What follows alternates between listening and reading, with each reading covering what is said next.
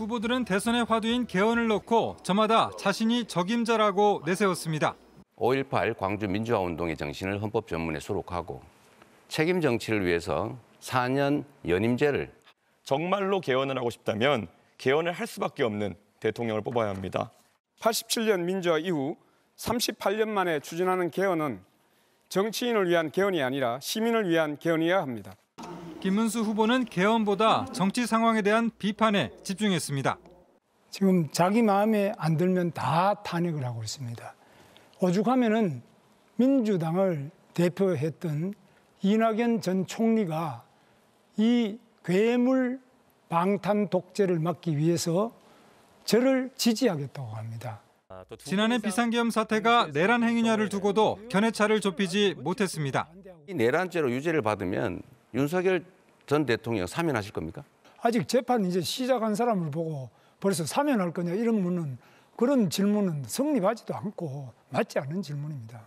오히려 그러면 제가 이제 묻습니다. 그럼 이재명 후보가 대통령이 되면은 자기가 지은 죄에 대해서 5가지 지금 재판받는 거 전부 셀프 사면할 겁니까? 북핵과 관련한 한반도 핵무장에 대해선 전혀 다른 시각을 드러냈습니다. 전술핵 재배치 공략하셨죠? 그렇습니다. 맞습니까? 맞습니다. 지금 핵 공유를 미국이 안 한다는 게 원칙적인 입장인데 그런 공약이 실행 가능합니까? 실현 가능하고 핵 공유의 방식도 다양합니다. 여러 가지 핵 잠수함이든지 또 이런 것들 충분하게 한미 간의 정상회담을 통해서 잘 추진하고 마지막 TV 토론을 끝으로 오늘부터는 여론조사 결과 공개가 금지됩니다. 표심 흐름을 알 수 없는 상황에서 후보들은 내일 사전투표를 앞두고 막바지 총력전을 벌일 전망입니다. JTBC 이재승입니다. 이재명 후보와 이준석 후보는 토론 내내 충돌했습니다. 이준석 후보는 먼저 이재명 후보의 과거 발언을 문제 삼았습니다. 어떤 지적을 했더니만은 그분에게 가서 화장실로 가서 대변기에 머리를 넣으세요. 뭐 이런 말씀하신다든지 아니면 이분은 간질이 있나 본데 정신병원에 보내세요. 뭐 이런 말씀하시고요. 발언 수위는 갈수록 높아졌고 방송에 적절하지 않은 성적 발언까지 이어갔습니다. 이재명 후보는 이준석 후보의 계엄 당일 행적을 파고들었습니다. 의원들 중에도 화장도 못한 여성 의원들이 그냥 국회로 바로 쫓아와서 담 넘고 여성들이 했는데 이준석 후보는 술 드시다가 그때 알아서 집에 가서 샤워하고 거기서 이렇게 시간 끌고 있다는 게 도저히. 김문수 후보도 이재명 후보의 사법 리스크를 집중 캐물었습니다. 세상에 많은 독재가 있지만은 주로 국민을 위해서 독재를 한다고 합니다. 그런데 범죄자가 자기를 방탄하기 위해서 독재를 하는 방탄 독재는 처음 들어봅니다. 세계 역사에 없는 것입니다. 권영국 후보는 김문수 후보와 이준석 후보 양쪽을 싸잡아 비난했습니다. 김문수 후보께서는 토론 시간 낭비하는 우두머리 같다는 느낌이 듭니다. 주로 특정 후보 비리하는데 왜 그렇게 모든 시간을 다 낭비하십니까? 40대 윤석열을 보는 것 같아서 매우 유감입니다. 토론의 2시간 동안 정책 대결은 사라지고 상대방 흠집내기만 이어졌습니다. JTBC 조민주입니다.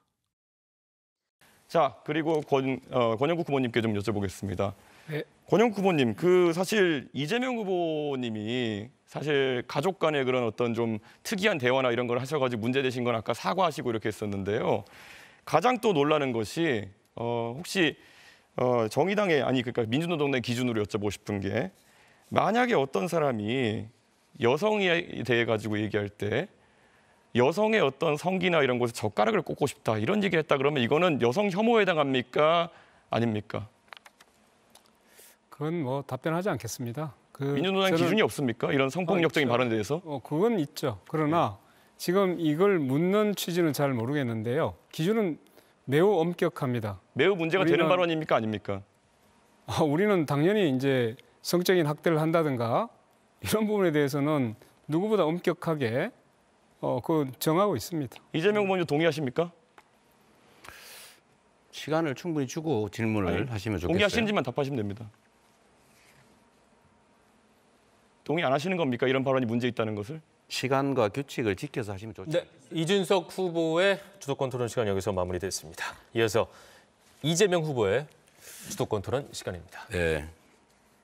어쨌든 우리 이준석 후보님은 주로는 그런 정부의 앞으로 나아갈 길, 국민의 더 나은 삶 이런 것보다는 그런 신변 잡기에 관심이 많으신 것 같은데 본인의 신변 잡기도 한번 되돌아보시기를 부탁드립니다. 저는 MBC 정상빈입니다. 토론 잘 들었고요. 말씀하신 대로 선관위 이제 마지막 토론 마무리하셨는데 소감 여쭙는 동시에 오늘도 토론 과정에서 후보한 네거티브 구박이 많았던 것 같아요. 특히 이준석 후보가 권영국 후보나 후보님께 젓가락 언급하면서 공세를 펼쳤는데 이런 전반적인 내용 어떻게 평가하시는지도 같이 여쭤봅니다. 토론이라고 하는 것이 자기의 잘난 점을 내보이고 상대의 부족한 점을 지적하는 거니까 이준석 후보나 다른 김문수 후보 입장에서 충분히 그럴 만합니다. 이 토론 과정을 통해서 또 더 많은 것을 저도 배웠으니까 그걸 소득이라면 소득으로 생각하고 있습니다.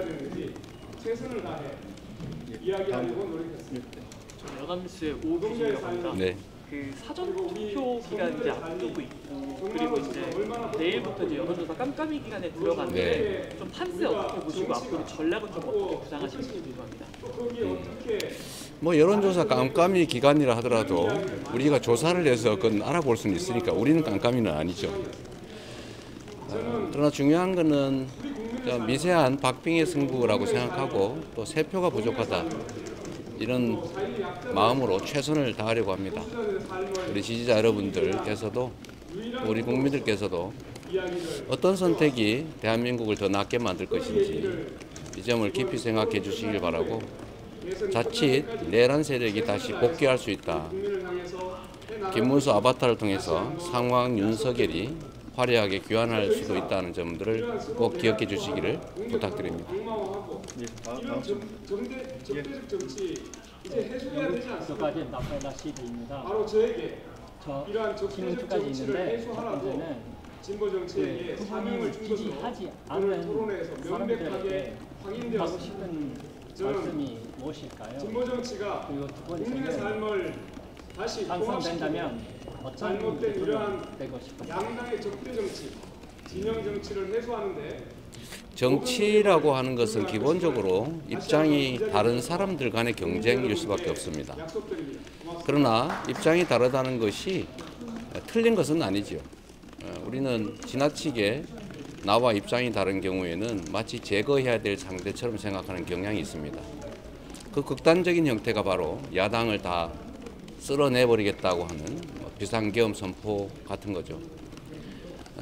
우리는 통합의 길을 가야 됩니다. 어떤 공동체든지 대표로 선출되는 과정까지는 한쪽을 대변하겠지만 대표로 선출된 이후에는 전체를 대표하고 그 공동체가 분열하지 않고 함께 갈 수 있도록 하는 것이 가장 중요한 역할입니다. 그래서 대통령이라고 하기도 하는 거죠. 저를 지지하지 않는 분들께도 이런 말씀을 드리고 싶습니다. 우리가 다르다는 것, 지지하는 후보가 다르다는 것은 당연한 전제로 서로 인정해야 합니다. 그러나 우리가 어떤 선택이 이루어지고 결론이 나면 그 차이들을 넘어서서 서로 인정하고 또 함께 할 수 있는 길을 찾아서 모두가 더 나은 세상을 살 수 있도록 힘을 합쳐야 합니다. 저도 대통령이 된다면 당연히 저를 지지하지 않는 사람이든 또 지지한 사람이든 또는 무관심한 사람이든 똑같이 대한민국 국민으로서 존중하고 동일한 기회를 부여하고 또 함께 갈 수 있도록 노력하겠습니다. 통합의 대통령이 되도록 하겠습니다. 임세원입니다. 오늘 이준석 후보가 단일화하지 않겠다고 얘기하긴 했지만 아직 가능성 있다고 보는 입장이거든요. 그래서 여기에 대해서 어떻게 생각하는지 단일화, 내란 단일화를 하겠지요. 그들은 국가 공동체, 국민의 이익보다는 사적 이익, 정치적 이익이 더 중요한 그런 분들로 보이기 때문에 저는 이익을 극대화하기 위해서 저는 내란 세력 단일화도 할 거라고 생각합니다. 어느 쪽으로 될지는 알 수 없지만 어쨌든 내란 세력들과 또 그에 동의하는 또 용인할 수 있는 그런 정치 집단은 당연히 단일화로 더 힘을 키워보지 않을까 그렇게 생각합니다. 네. 다 된 것 같습니다. 네, 감사합니다. 고맙습니다.